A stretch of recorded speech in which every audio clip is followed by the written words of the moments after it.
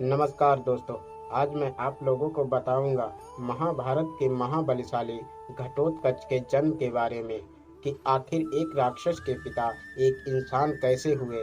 क्योंकि घटोत्कच की मां हिडिंबा वह एक राक्षस कुल में जन्मी थी और उसके पिता जो महाबलशाली महावीर कहे जाने वाले महाभारत के कुंती पुत्र भीम एक इंसान कुल में जन्मे थे। तो आइए जानते हैं आज घटोत्कच के जीवन की सच्चाई। इससे पहले अगर आप हमारे चैनल पर नए हैं तो हमारे चैनल को प्लीज लाइक और सब्सक्राइब कर लीजिए ताकि हमारा आने वाला हर एक वीडियो सबसे पहले आप तक पहुंचे। हिडिंबा राक्षस जाति की मायावी महिला थी।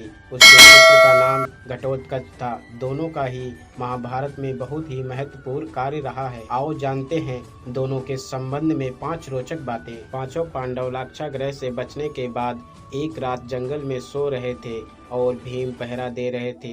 जिस जंगल में सो रहे थे राक्षस राज हिडिंब का था। हिडिंब ने हिडिंबा को जंगल में मानव का शिकार करने के लिए भेजा। हिडिंबा जब जंगल में गई तो उसने भीम को पहरा देते हुए देखा और बाकी पांडव अपनी माता कुंती के साथ सो रहे थे।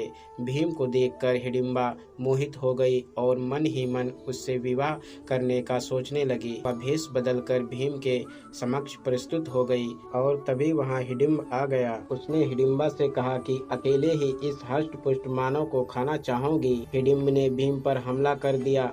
हिडिंबा ने इस हमले में भीम का साथ दिया। फिर भीम और हिडिंब में भयानक युद्ध हुआ। अंत में हिडिंब मारा गया। हिडिंब के मरने पर कुंती सहित सभी पांडव लोग वहां से प्रस्थान की तैयारी करने लगे। इस पर हिडिंबा पांडवों की माता कुंती के चरणों में गिरकर प्रार्थना करने लगी, हे माता, मैंने आपके पुत्र भीम को अपने पति के रूप में स्वीकार कर लिया है। आप लोग मुझे कृपया करके स्वीकार कर लीजिए। यदि आप लोगों ने मुझे स्वीकार नहीं किया तो मैं इसी क्षण अपने प्राणों को त्याग कर दूंगी। कुंती ने युधिष्ठिर की ओर देखा और पूछा, धर्म इस संबंध में क्या कहता है? पुत्र युधिष्ठिर ने कहा कि माते, आपका आदेश ही धर्म है। यह सुनकर कुंती ने हिडिंबा से कहा कि मेरा पुत्र सदैव तुम्हारे साथ नहीं रह सकता। इस पर हिडिंबा ने कहा कि मुझे मंजूर है। विवाह के बाद पुत्र प्राप्ति के बाद वह स्वतंत्र है। यह सुनकर कुंती ने भीम के हाथ में हिडिंबा का हाथ रख दिया। हिडिंबा और भीम आनंद पूर्वक जीवन व्यतीत करने लगे। 1 वर्ष व्यतीत होने पर हिडिंबा का पुत्र उत्पन्न हुआ।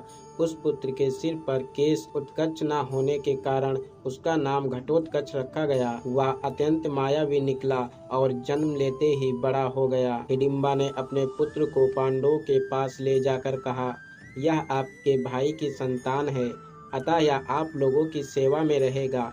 इतना कहकर हिडिंबा वहां से चली गई। घटोत्कच श्रद्धा से पांडवों तथा माता कुंती के चरणों में प्रणाम करके बोला, अब मुझे मेरे योग्य सेवा बताएं।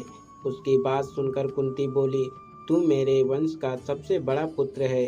समय आने पर तेरी सेवा अवश्य ली जाएगी। इस पर घटोत्कच ने कहा, आप लोग जब भी मेरा स्मरण करेंगे मैं आप लोगों की सेवा में उपस्थित हो जाऊंगा। कहते हैं कि हिडिंबा मूल रूप से नागालैंड की राजकुमारी थी, लेकिन पुत्र के जन्म के बाद पुत्र को पांडवों को सौंपकर वो हिमाचल प्रदेश के मनाली जिले में रहने लगी थी।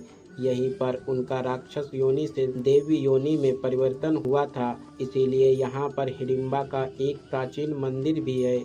मंदिर के भीतर एक प्राकृतिक और पुरातन चट्टान है जिसे देवी हिडिंबा का स्थान माना जाता है। इसी चट्टान पर देवी हिडिंबा के पैरों के चिन्ह मौजूद हैं। चट्टान को स्थानीय बोली में ढूंग कहते हैं, इसीलिए देवी को डोंगरी की देवी कहा जाता है। घटोत्कच के पुत्र का नाम बर्बरिक और दूसरे का नाम अंजपूर्वा था। भीम के पुत्र घटोत्कच का विवाह दैत्यराज मूरा की बेटी मोरवी से हुआ था। इस मोरवी को भगवान श्री कृष्ण ने वरदान दिया था कि तेरी कोख से एक महावीर पुत्र जन्म लेगा जिसको युद्ध में कोई परास्त नहीं कर सकेगा। वो सर्वशक्तिमान होगा। भीम पुत्र घटोत्कच का पुत्र बर्बरिक दानवीर था। दानवीर बर्बरिक दुनिया के सर्वश्रेष्ठ धनुर्धर थे। अर्जुन और कर्ण से भी बड़े धनुर्धर थे। बर्बरिक के लिए 3 बाण ही काफी थे जिसके बल पर वे कौरवों और पांडवों की पूरी सेना को समाप्त कर सकते थे। यह बात जानकर श्री कृष्ण ने उनसे दान में उनका शीश मांग लिया। बाद में श्री कृष्ण ने उनसे कहा कि कलयुग में तुम मेरे नाम से पूजे जाओगे और वर्तमान में उन्हें घाटू श्याम कहते हैं। द्रौपदी के शाप के कारण ही महाभारत के युद्ध में घटोत्कच कर्ण के हाथों मारा गया था। भीमपुत्र घटोत्कच की चर्चा उनके विशालकाय शरीर को लेकर और युद्ध में कोहराम मचाने को लेकर होती है। कर्ण ने अपने अमोघा शस्त्र का प्रयोग दुर्योधन के कहने पर भीमपुत्र घटोत्कच पर किया था, जबकि वह इसका प्रयोग अर्जुन पर करना चाहता था। यह ऐसा अस्त्र था जिसका वार कभी खाली नहीं जा सकता था, लेकिन वरदान अनुसार इसका प्रयोग एक बार ही किया जा सकता था। यदि कर्ण यह कार्य नहीं करता तो युद्ध का परिणाम कुछ और होता।